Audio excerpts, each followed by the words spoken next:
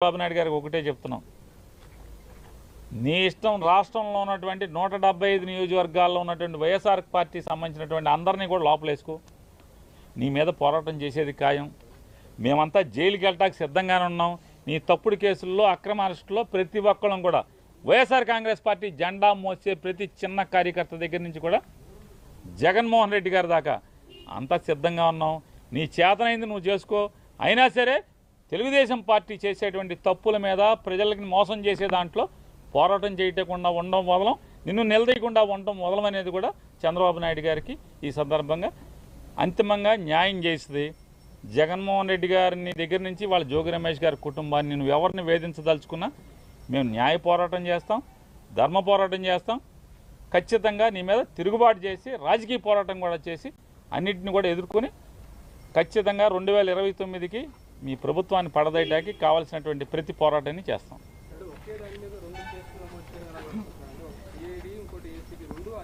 ఏమండి పద్ధతులు లేకుండా వినాయక్ గారు, పద్ధతులు ఉంటే అనుకోవచ్చు, ఇదేదో అడ్డగోలు కేసులు తప్పుడు కేసులు ఏదో రకంగా మానసికంగా వేధించాలి, తప్పుడు కేసులు పెట్టాలి, లోపలేద్దామనే నిర్ణయానికి వచ్చాక ఇక అసలు ఒక డిపార్ట్మెంట్ కట్టిందా, 2 ఇది కాకపోతే రేపు ఇంకో డిపార్ట్మెంట్తో ఇదే కేసు ఇంకోటితో కూడా కట్టిస్తారు, ఇంకో చోట కూడా కట్టిస్తారు. ఇక తప్పు అని చెప్పేవాడు లేడు. పేపర్లు టీవీలు, వాళ్ళ పేపర్లు టీవీలు బాజా కొడతా ఉంటాయి, వీళ్ళకి వంత పాడుతూ ఉంటాయి. ఇది కరెక్ట్ కేసు అంటారు. మామూలుగా ఇంతమందిని పొలం అమ్మిన వాళ్ళు ముద్దాయిగా లేరు. జోగి రమేష్కి పొలం అమ్మింది ఎవరు? పొలం అమ్మిన వాళ్ళు ముద్దాయిలుగా ఉన్నారా? వాళ్ళు ఎందుకు లేరు, ముద్దాయిలుగా రారు అంటే అయితే సాక్ష్యంగా తీసుకురావాలి, లేదా చంద్రబాబు నాయుడు గారు చుట్టాలన్న అవ్వాలి, రెండిట్లు ఏదో ఒకటి అవ్వాలి. వాళ్ళని బెదిరించి సాక్ష్యంగా అన్నా పెట్టాలి. వీళ్ళని అమ్మినోళ్ళు దీంట్లో లేరు, కొనుక్కున్నోళ్ళు లేరు. జోగి రమేష్ ఒక్కడే, జోగి రమేష్ గారి కుటుంబం ఒక్కళ్ళే ముద్దాయిలుగా ఉంటారు, ఆఫీసులో వాళ్ళు ఉంటారు. అంతిమంగా అరెస్టులు చేసి అక్రమంగా తప్పుడు కేసులు కట్టి మీ మానసిక ఆనందం పొందుతారేమో, కానీ అల్టిమేట్గా కోర్టులు ఉన్నాయి. ఖచ్చితంగా కోర్టులో ఫైట్ చేయటం,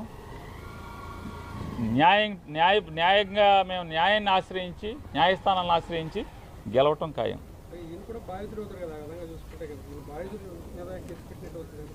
అదే అన్నాడు, ఉచ్చం నీచం వాయు వరుసలు ఏం లేవు.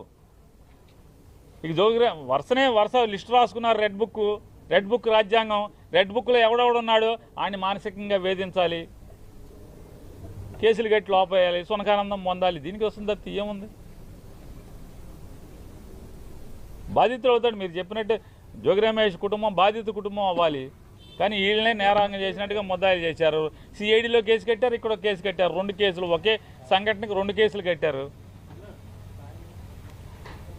ఏం చేసినా సరే నీ మానసిక ఆనందం తాత్కాలికం, వెనక్కి తగ్గేది లేదు. తెలుగుదేశం పార్టీ మీద, కూటమి ప్రభుత్వం మీద, జనాలను చేసే మోసాల మీద, వాళ్ళ కూటమి ప్రభుత్వం ప్రజల్ని వంచే దాంట్లో కానీ ప్రజా వ్యతిరేక పరిపాలన చేసే దాంట్లో నిలదీయటం, పోరాటం చేయటం జోగి రమేష్ ఆగడు, జోగి రమేష్ గారు కొడుకు ఆగడు, ఎవరు ఆగరు.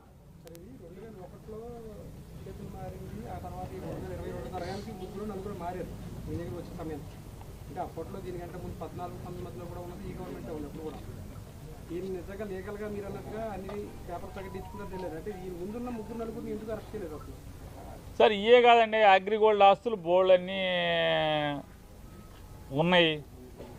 చంద్రబాబు నాయుడు గారు మనుషులే కొనుక్కున్నారు అగ్రిగోల్డ్ ఆస్తులు. చంద్రబాబు నాయుడుతో రోజు పక్కన ఉండేవాళ్ళే కొనుక్కున్నారు. ఎవరిని అరెస్టులు చేయరు. ఇది అగ్రిగోల్డ్ ఆస్తి కాదు, అగ్రిగోల్డ్ జీవోలో ఇచ్చిన సర్వే నంబరు కాదు. పోనీ గవర్నమెంట్ నిజంగానే ఆ నంబర్ తీసుకుని సర్వే చేస్తే ఈ భూమి అయితే పోనీ మన జోగి రమేష్ గారు వాళ్ళ కుటుంబాన్ని ఏదో వేధించవచ్చు. అది కాదు కదా. ఆ సర్వే నెంబర్ తీసుకొచ్చి ఫీల్డ్ సర్వే చేసినా కూడా ఆ భూమి ఇది కాదు. ఆ భూమి ఎక్కడ ఉంది, ఈ భూమి ఎక్కడ ఉంది. నిజంగానే జోగి రమేష్ గారి కుటుంబం తప్పు చేస్తే ఎవరైనా ఎందుకు వస్తారు? ఎవరైనా జోగి రమేష్ గారు మాత్రం బాధపడేదే ఉంటుంది.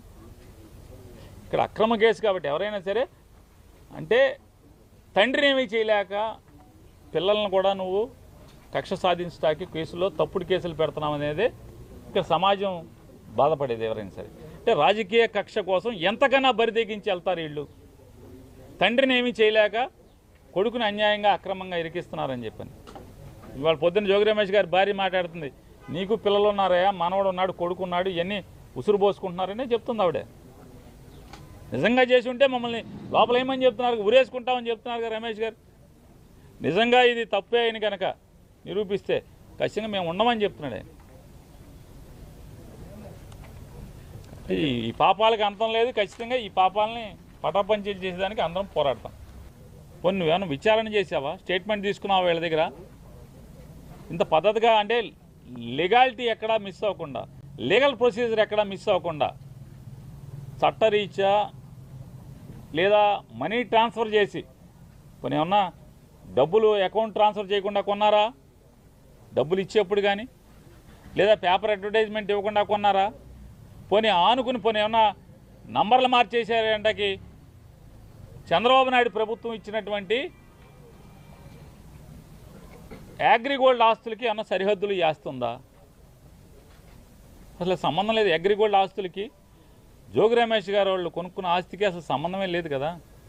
లేని పరిస్థితుల్లో ఇవాళ సిఐడితో అదే ఆగస్టు 2వ తారీఖు ఒక కేసు కట్టించి, ఏసీబీతో ఒక కేసు కట్టించి విచారణకు కూడా కనీసం పిలవకుండా, ఏం జరిగింది, నువ్వేం చేశావు, నీ పాత్ర ఏంటనే విచారణ కూడా చేయకుండా జోగి రమేష్ గట్టిగా మాట్లాడాడు, గట్టిగా తిరగబడ్డాడు. జోగి రమేష్ని రాజకీయంగా ఎదుర్కొనలేక, అదే రాజకీయంగా నన్ను తిట్టాడు కాబట్టి, నన్ను ఎదిరించాడు కాబట్టి, నేను జగన్మోహన్ రెడ్డి గారిని తిడితే నా మీద తిరుగుబాటుగా మళ్ళీ నా మీద మాట్లాడాడు, విమర్శించాడనేటువంటి కక్ష కడుపులో పెట్టుకుని రమేష్ని ఏమీ చేయలేక మానసికంగా వేధించడం కోసం జోగి రమేష్ గారి కొడుకు మీద ఈ రకమైనటువంటి వాళ్ళ బాబాయ్ మీద అక్రమ కేసులు పెట్టి, చంద్రబాబు నాయుడు గారికి ఒకటే చెప్తున్నాం, నీ ఇష్టం రాష్ట్రంలో ఉన్నటువంటి 175 నియోజకవర్గాల్లో ఉన్నటువంటి వైఎస్ఆర్ పార్టీ సంబంధించినటువంటి అందరినీ కూడా లోపలేసుకో, నీ మీద పోరాటం చేసేది ఖాయం. మేమంతా జైలుకి వెళ్ళటానికి సిద్ధంగానే ఉన్నాం. నీ తప్పుడు కేసుల్లో, అక్రమ అరెస్టులో ప్రతి ఒక్కళ్ళం కూడా వైఎస్ఆర్ కాంగ్రెస్ పార్టీ జెండా మోసే ప్రతి చిన్న కార్యకర్త దగ్గర నుంచి కూడా జగన్మోహన్ రెడ్డి గారి దాకా అంతా సిద్ధంగా ఉన్నాం. నీ చేతనైంది నువ్వు చేసుకో. అయినా సరే తెలుగుదేశం పార్టీ చేసేటువంటి తప్పుల మీద, ప్రజలకి మోసం చేసే దాంట్లో పోరాటం చేయకుండా ఉండడం వదలం, నిన్ను నిలదీయకుండా ఉండడం వదలం అనేది కూడా చంద్రబాబు నాయుడు గారికి ఈ సందర్భంగా అంతిమంగా న్యాయం చేస్తుంది. జగన్మోహన్ రెడ్డి గారిని దగ్గర నుంచి వాళ్ళ జోగి రమేష్ గారి కుటుంబాన్ని నువ్వు ఎవరిని వేధించదలుచుకున్నా మేము న్యాయ పోరాటం చేస్తాం, ధర్మ పోరాటం చేస్తాం. ఖచ్చితంగా నీ మీద తిరుగుబాటు చేసి, రాజకీయ పోరాటం కూడా చేసి అన్నింటిని కూడా ఎదుర్కొని ఖచ్చితంగా 2029కి మీ ప్రభుత్వాన్ని పడదయడానికి కావాల్సినటువంటి ప్రతి పోరాటాన్ని చేస్తాం.